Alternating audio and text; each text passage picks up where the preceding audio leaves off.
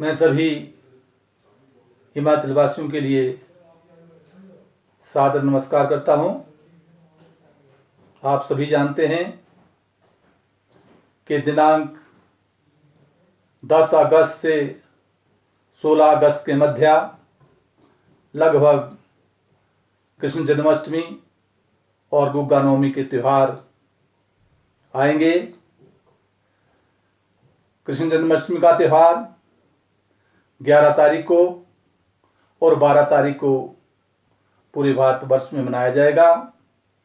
11 तारीख को जो समार्थ है वो रात्रि के 11:23 पर या 11:37 और 39 पर जो है इस पर्व को बड़ी धूमधाम से मनाएंगे। और जो वैष्णव है वो दूसरे दिन 12 तारीख को इस त्योहार को मंदिरों में मनाएंगे। आज मैं सत्चित आनंद स्वरूपाया विश्व उत्पत्त्यादि हेतवः तापत्रया विनाशाय कृष्णाय वयं नमः।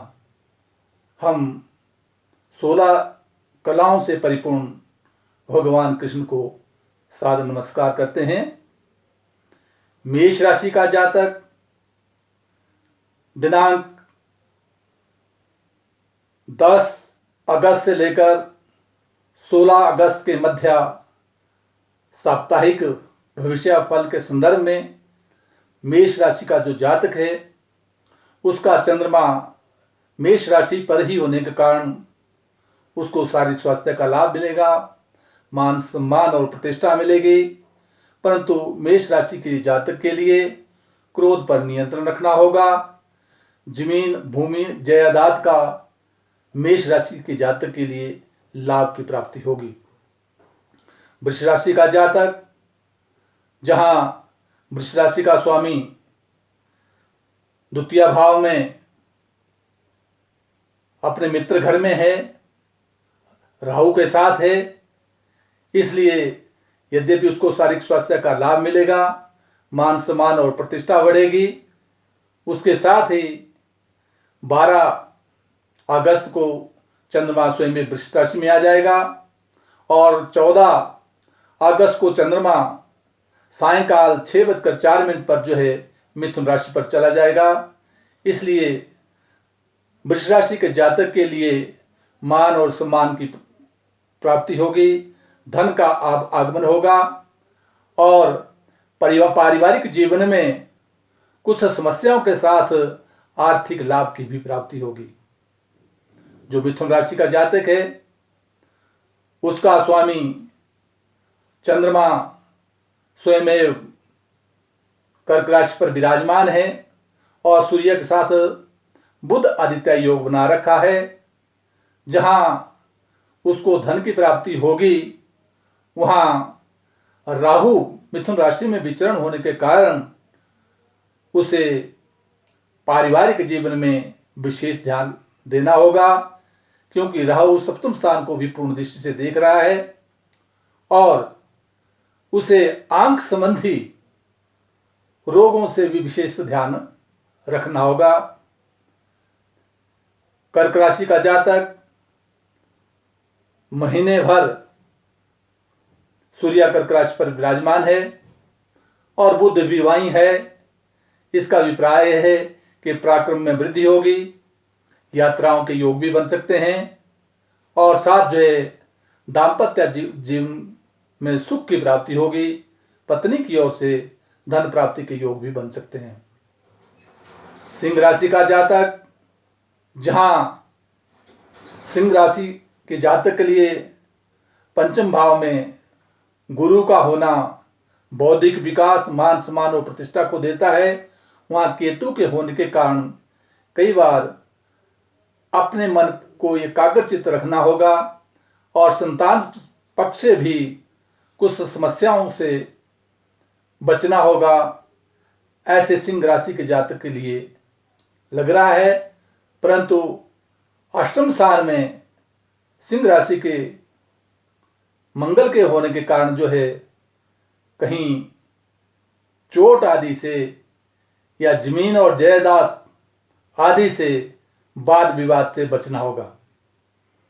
कन्या राशि का जातक, जहां इसका स्वामी स्वयं एकादश भाव में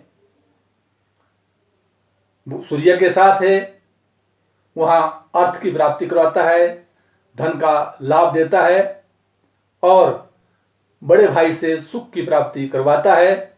वहां सप्तम स्थान में मंगल के होने कारण जो है दाम्पत्य जीवन में कुछ मन मुटाव भी पैदा करता है।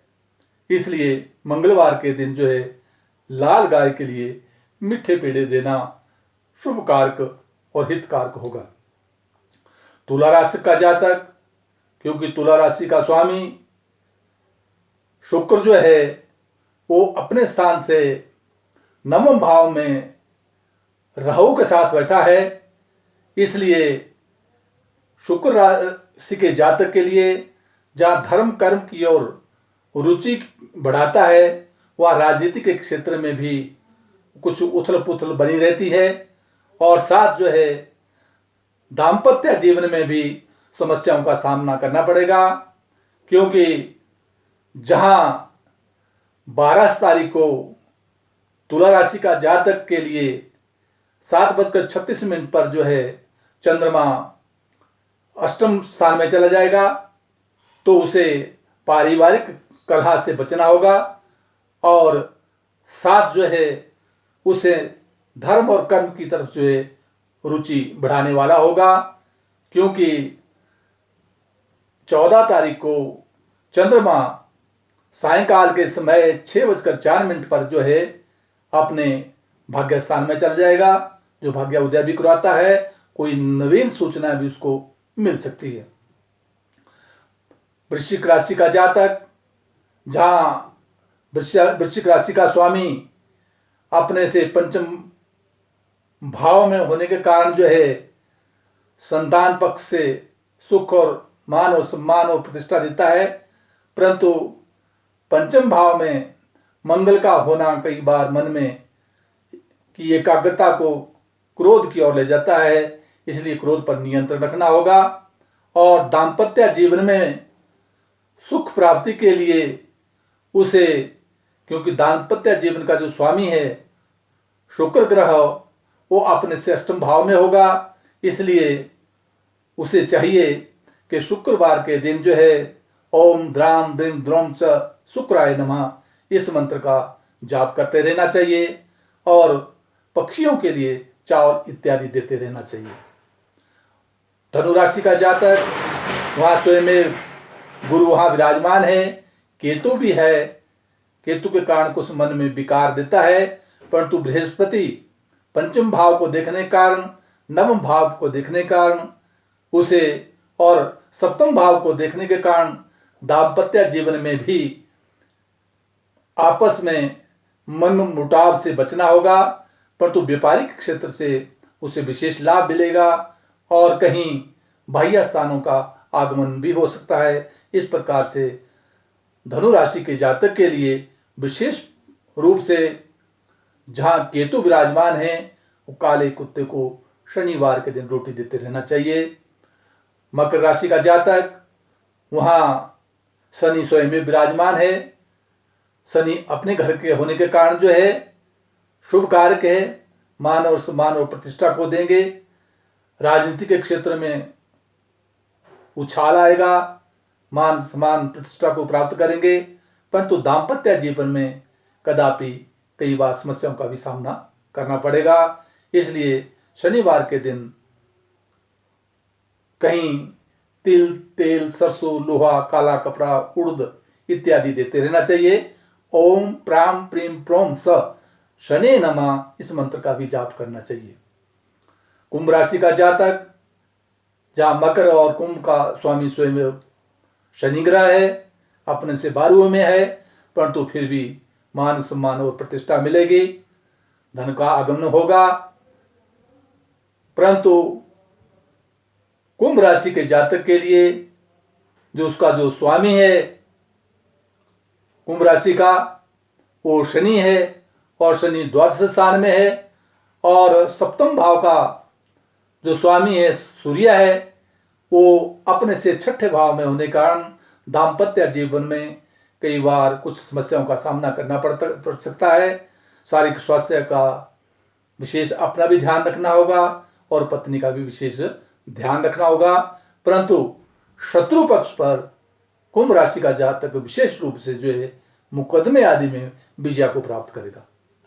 मीन राशि का जातक, जहां द्वितीय भाव का स्वामी मंगल मीन राशि में विराजमान है और गुरु स्वयं अपनी राशि में विराजमान है, इसलिए मीन राशि के जातक के लिए धन का आगमन होगा, मान सम्मान मिलेगा, प्रतिष्ठा बढ़ेगी और साथ जो है व्यापारिक क्षेत्र में विशेष लाभ की प्राप्ति होगी।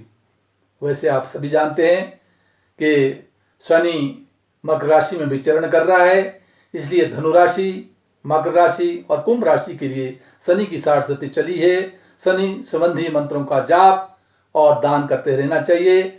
और मिथुन और तुला राशि वाले जातक के लिए शनि का ढैया चला है, उन्हें भी शनिवार के दिन जो है कहीं शनिदेव के मंदिर में जाना चाहिए या कहीं उन्हें हनुमान चालीसा का पाठ करते रहना चाहिए।